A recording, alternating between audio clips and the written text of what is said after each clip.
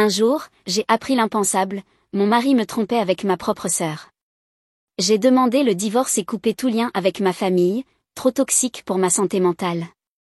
Des années ont passé, la vie a suivi son cours, puis tout a basculé de nouveau. Je suis mariée à Ryan, un homme de 32 ans, depuis maintenant 6 ans. Nous partageons une relation solide, construite avec le temps. Comme beaucoup de couples, nous avons traversé des hauts et des bas, des disputes, des incompréhensions, mais nous avons grandi ensemble et, aujourd'hui, notre relation est remplie d'affection et de respect. Jusqu'à il y a environ 8 mois, tout allait bien. C'est à ce moment-là que ma sœur, Star, âgée de 28 ans, est revenue dans notre ville natale, après avoir vécu dans le sud de la France depuis ses 18 ans. Son compagnon de longue date l'avait quittée sans ménagement, avait déménagé dans une autre ville et l'avait laissée sans rien. Les raisons exactes de leur rupture restaient floues. En revenant, elle nous a raconté que cet homme la trompait avec d'autres hommes. Je ne le connaissais pas vraiment, mais cela m'avait semblé un peu improbable. Je ne l'avais rencontré que 3 fois, car Star ne rentrait à la maison qu'à Noël, pour 3 ou 4 jours tout au plus. Il l'avait accompagnée 2 fois pendant leurs 5 années de relation. La 3e fois, c'était lors de nos vacances, quand Ryan et moi étions passés leur rendre visite pour une journée. Il ne m'avait pas donné l'impression d'être le genre d'homme à mener une double vie et à abandonner une femme comme Star du jour au lendemain. J'ai tenté de le contacter une fois, mais j'étais bloquée, alors j'ai laissé tomber. En revenant, Star s'est installée chez nos parents, Gina, 55 ans, et Jimmy, 56 ans. Elle a eu du mal à retrouver un travail, et comme Ryan occupe un poste à responsabilité dans son entreprise, j'ai pensé qu'il pourrait peut-être l'aider. Il a effectivement usé de son influence et elle a pu obtenir un poste dans son service, dans un domaine correspondant à ses études. Pour donner un peu de contexte, ma sœur et moi n'avons jamais été très proches. Aux yeux de notre mère, elle a toujours été l'enfant parfaite. Quant à notre père, il n'a jamais su s'opposer à elle. Ce favoritisme n'était pas criant, mais il se manifestait dans 1000 petits détails. Par exemple, à nos 16 ans, nous avons chacune reçu une voiture. Moi, une vieille citadine d'occasion. Elle, un modèle presque neuf et bien plus valorisant. Ses cours de danse, ses tenues et ses compétitions ont coûté des milliers d'euros au fil des années. Certaines compétitions avaient lieu à plusieurs heures de route, mais cela ne leur posait aucun problème. De mon côté, quand je demandais 50 € pour un stage de sport organisé par la commune ou l'université locale, ils acceptaient, mais j'avais l'impression de leur demander la lune. Ce qui m'a le plus marqué, c'est que l'année de mes 17 ans, un soir, j'ai dépassé leur limite fixée par mes parents de 15 minutes. Ils m'ont confisqué la voiture pendant 1 mois. L'année suivante, quand Star est rentrée 2 heures en retard, en sentant clairement le cannabis, elle a simplement eu droit à une brève discussion. Je n'étais pas particulièrement attristée lorsqu'elle est partie faire ses études et qu'elle a choisi de rester dans le sud. Malgré ce passé, elle a commencé à passer de plus en plus de temps chez nous. Au début, j'ai trouvé cela agréable, pensant qu'elle essayait de se rapprocher de moi. Mais peu à peu, j'ai remarqué une certaine complicité naissante entre elle et Ryan. Ils discutaient longuement de tout et de rien, riaient de leurs propres blagues, et lorsque j'essayais de participer à la conversation, ils répondaient que c'était juste des choses liées au travail. Quand j'en ai parlé à Ryan, il m'a simplement dit qu'ils avaient beaucoup en commun et qu'ils collaboraient sur plusieurs projets professionnels. Le premier vrai signal d'alarme est arrivé environ 1 mois plus tard. Je rentrais du travail, et Star était déjà là, seule avec lui. Nos horaires sont différents. Ryan travaille selon un horaire classique, de 8h à 16h30, tandis que je commence à 10h et finis à 19h. Cela arrivait de plus en plus souvent. À chaque fois que je posais une question, j'obtenais la même réponse, ils avaient des choses à terminer pour le travail. 2 mois plus tard, un détail m'a profondément troublée, au point de douter de ma propre mémoire. Chaque matin, avant de partir, je fais le lit. Et je le fais toujours de la même manière, les ouvertures des têtes d'oreiller tournées vers l'extérieur. Ce jour-là, Star était venue, avait mangé avec nous, puis était repartie chez nos parents. En allant me coucher, j'ai remarqué que 2 oreillers étaient orientés différemment, les ouvertures vers l'intérieur. J'ai demandé à Ryan s'il avait été dans le lit pendant la journée.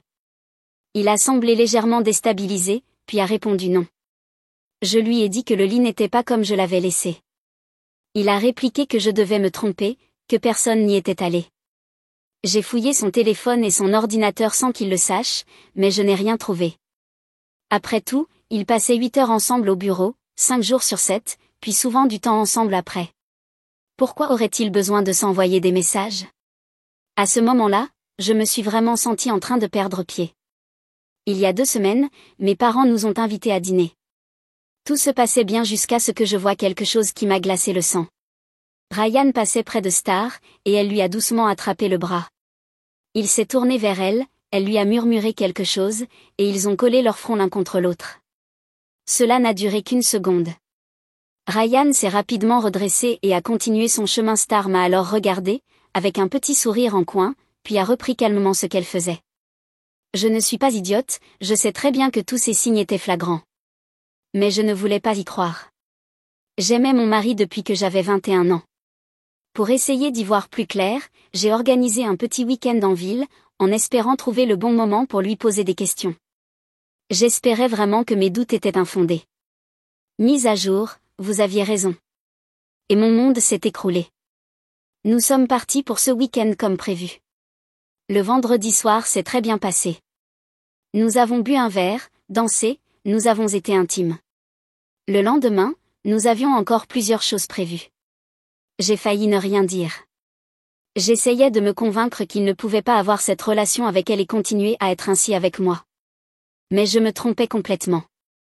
Juste avant de commencer notre samedi, je lui ai posé la question, directement, sans détour, est-ce que tu as une liaison avec ma sœur? Il a baissé les yeux, les larmes aux paupières, et a dit oui. Mon cœur s'est brisé. Je lui ai demandé pourquoi. Il m'a dit qu'il était désolé, qu'il n'avait jamais voulu que cela arrive, qu'il s'était rapproché naturellement, que tout avait commencé par un baiser, et que les choses avaient ensuite dégénéré. Je lui ai demandé s'il avait couché avec elle dans notre lit, avant que je rentre du travail. Il a détourné la tête, honteux, sans répondre. À ce moment-là, j'ai pris mon sac à main et je suis partie. Je n'avais rien d'autre avec moi. J'ai roulé jusqu'à la maison, seule. Il est rentré quelques heures plus tard en VTC, avec mes affaires. Il a essayé de s'excuser, mais je ne lui ai pas répondu. Je pleurais trop pour pouvoir lui adresser la parole. Il a fait un sac et il est parti à l'hôtel. Le lendemain, j'ai parlé à mes parents. Ils étaient déjà au courant.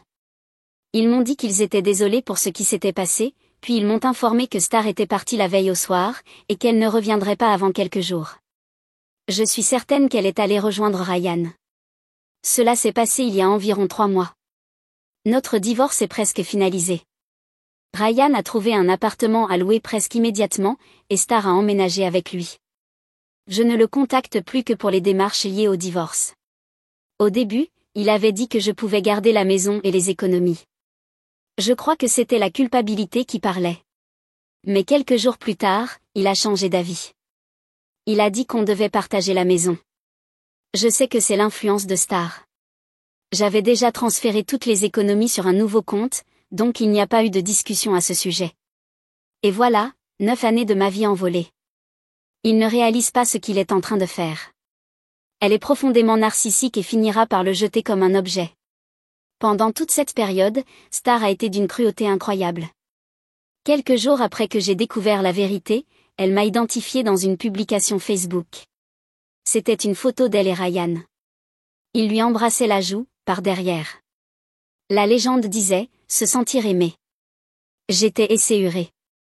J'ai quitté mon compte et supprimé l'application de mon téléphone. Elle m'a envoyé un message environ 1 heure plus tard, désolée, sœurette, je ne voulais pas te taguer. Sans rancune? J'espère qu'on pourra rester proches. Tu finiras par trouver ton âme sœur, toi aussi. Je l'ai immédiatement bloqué. Sur tout ce à quoi je pouvais penser. Quant à mes parents, ils ne valent guère mieux. Au début, ils faisaient semblant d'être désolés.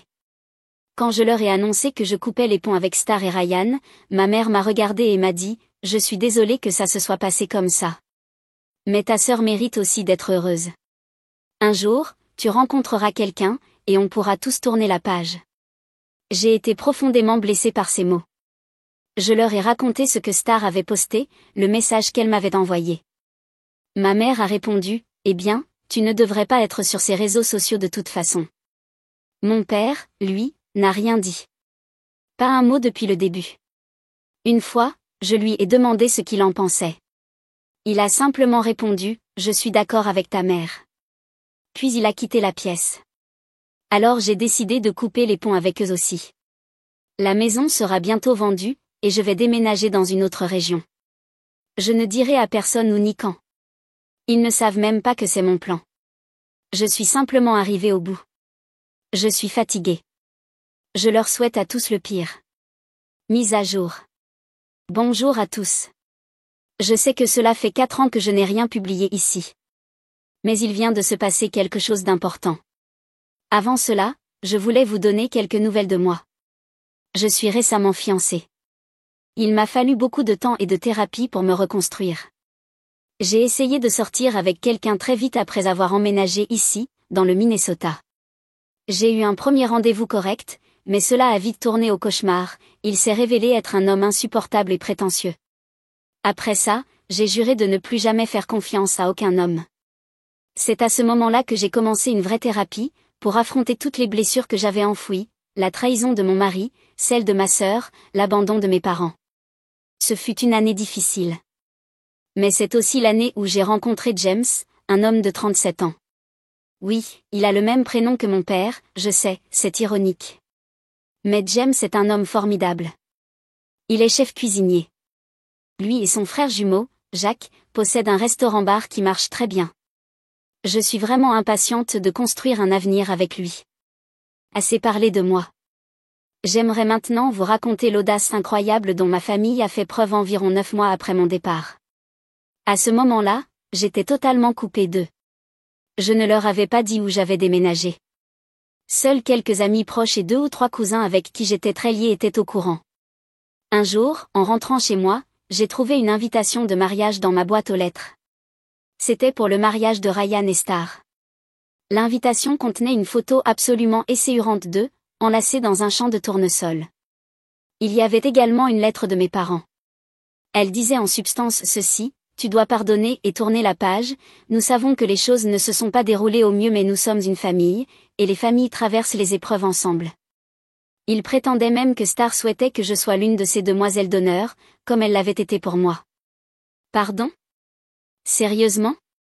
Cette lettre a rouvert toutes les blessures que je tentais de cicatriser. À l'époque, mon thérapeute a eu beaucoup de séances supplémentaires à cause de ça. Aujourd'hui, avec du recul, je trouve cela risible, mais à ce moment-là, ce fut un vrai choc. Je n'ai pas répondu. La seule chose que j'ai faite, c'est d'identifier quel membre de la famille élargie avait trahi ma confiance en révélant mon adresse à mes ex-proches, puis je l'ai rayé de ma vie également. Ce qui nous amène au dernier rebondissement. La semaine dernière, Ryan, parmi tous les gens possibles, s'est pointé devant mon appartement. James et moi ne vivons pas encore ensemble, mais cela va bientôt changer. Ryan avait l'air bien. Trop bien. Comme s'il avait fait exprès de se rendre présentable. Lorsqu'il est arrivé, je lui ai demandé ce qu'il voulait.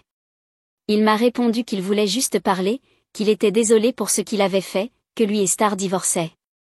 Il avait découvert qu'elle lui avait été infidèle durant tout leur mariage. Quelle surprise! Il a ajouté qu'il ne s'attendait pas à ce que je le reprenne, mais qu'il pensait que nous devrions parler pour obtenir une forme de clôture, pour le bien de nous deux. Je l'ai regardé droit dans les yeux et j'ai dit non. Tu n'auras aucune clôture. Tu as fait ton lit, maintenant dors dedans. Tu pensais vraiment que cette soi-disant fée de l'amour, qui a eu plus de visiteurs que l'hôtel du coin, allait soudainement mettre un panneau complet juste parce que tu lui avais passé une bague au doigt? Tu es encore plus stupide que je le pensais. Je ne te pardonne rien. Je ne veux rien de toi. Je vais mieux maintenant, et ce sera toujours le cas. Tu peux aller au diable. Puis je suis rentrée dans mon appartement et j'ai verrouillé la porte derrière moi. J'ai immédiatement appelé ma logeuse, une vieille dame adorable avec qui j'ai développé un vrai lien au fil des années. Elle connaît mon passé. Ryan traînait encore dans le couloir. Quelques minutes plus tard, ses 2 neveux, qui s'occupent de l'entretien de l'immeuble, étaient là pour lui dire qu'il n'était pas le bienvenu et que, s'il revenait, la police serait appelée pour intrusion. J'espérais que ce serait la fin. Ce ne l'était pas. J'ai un emploi du temps assez stable maintenant, de 9h à 17h. Ce qui me permet d'aller presque tous les soirs au restaurant où travaille James. Je ne me rends pas utile, je me contente de traîner dans un coin, d'échanger avec le personnel et de profiter des moments où James peut me consacrer un instant. J'ai développé de vrais liens avec l'équipe, composée en grande partie de la famille de James et Jack. C'est une ambiance familiale, comme j'aurais aimé en avoir. J'étais au restaurant le soir suivant quand Ryan est entré et s'est simplement assis à ma table. C'était un mardi calme. James l'a remarqué immédiatement et s'est approché pour voir si tout allait bien. Il l'a reconnu grâce aux photos que je lui avais montrées. Ryan lui a tendu la main. James l'a ignoré et m'a demandé si je voulais qu'il le fasse sortir. J'ai répondu pas encore, j'ai 2 ou 3 questions. Ryan a cru qu'il avait gagné un point. Quel idiot! Je lui ai demandé ce qui s'était passé entre lui et Star. Je l'admets, c'était de la pure curiosité malsaine. Il nous a raconté qu'elle avait eu au moins 2 liaisons avec des hommes mariés. Les vieilles habitudes ont la vie dure. Cela faisait 2 ans. Pour lui, c'était une période difficile. Je l'ai interrompu. Tu n'es pas aussi bête, alors est-ce que tu t'es protégée ou bien elle a pris la moitié de tout ce que tu avais? Ryan a répondu avec un air satisfait qu'il avait tenu encore presque 1 an avec elle, le temps de mettre de côté de l'argent et de vendre certains biens. Au final, elle n'a récupéré qu'une fraction de ce qu'elle aurait pu. J'ai demandé et maintenant, qu'est-ce qu'elle est devenue? Il a dit qu'elle était retournée vivre chez mes parents. Encore une fois. Satisfaite, j'ai dit ah oui, c'est tout ce que je voulais entendre. Tu peux partir maintenant. James l'a regardé et lui a dit tu l'as entendu, sors de mon restaurant. Ryan a tenté de protester, mais je l'ai coupé net. Pas de pardon, pas de clôture. Je voulais juste savoir que ma sœur ratée était de retour chez papa-maman. Dehors. James s'est levé et a désigné la porte. Ryan a regardé autour de lui et a vu que le barman et 2 serveurs le fixaient durement. Il s'est levé, queue entre les jambes, et s'est dirigé vers la sortie. James a lancé « Et si jamais tu reviens ici ?» Ryan l'a interrompu en disant « Oui, je sais, police et interdiction d'entrée. » Après son départ, presque tout le monde est venu prendre de mes nouvelles. C'était à la fois embarrassant et touchant. Mes futurs beaux-parents, que j'adore, m'ont appelé et ont insisté pour que je reste chez James quelques jours, juste par précaution. J'ai trouvé ça vraiment adorable. Jamais personne ne s'était soucié de moi comme ça. Je n'ai plus entendu parler de Ryan depuis, et j'espère que cela restera ainsi. Mise à jour. Bonjour à tous. Je ne pensais pas revenir ici, mais j'ai encore une mise à jour à partager. Pour commencer par moi, j'ai maintenant 41 ans et je suis maman de 2 garçons, un de 6 ans et un autre de 2 ans. James et moi allons très bien. Je travaille désormais à temps partiel comme responsable administratif pour les restaurants, et je suis semi-mère au foyer. Le cousin de James est devenu actionnaire et nous avons ouvert un 2e établissement il y a 3 ans. Cela demande beaucoup d'efforts, mais comme ils sont 3 à être activement impliqués, cela fonctionne très bien et chacun a un peu de temps personnel. Ce n'était peut-être pas prévu, mais je suis à peu près certaine d'être tombée enceinte pendant la période où je suis restée chez James à la demande de ses parents, après ma dernière publication. Aujourd'hui, il plaisante en disant qu'ils voulaient être grands-parents et que tout cela faisait partie de leur plan. Et voici la suite. Après la dernière fois où Ryan m'avait retrouvée, je m'attendais à ce que mes parents ou ma sœur refassent surface. Cela n'est pas arrivé tout de suite. Je me suis détendue un peu, car je me sentais soutenue, j'ai repris les réseaux sociaux. Je suis restée sans contact avec la majorité de ma famille, y compris la famille élargie. Mais je savais bien qu'ils pourraient me retrouver s'ils le voulaient vraiment. Ce n'est qu'après la naissance de notre premier fils que j'ai reçu le premier message. C'était ma mère. Elle m'a adressé une excuse tiède, a parlé de pardon, et m'a demandé des nouvelles de son petit-fils. J'étais sur le point de la bloquer, mais l'idée qu'elle ose appeler mon fils son petit-fils m'a profondément offensée.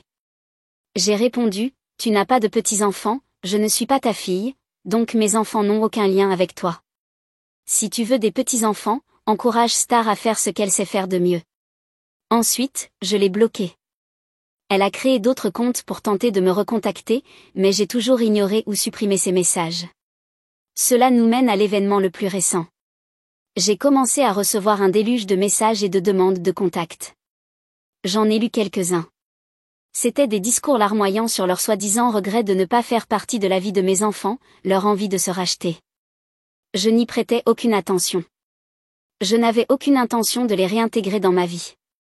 Puis, chose encore plus surprenante, Star a commencé à m'écrire.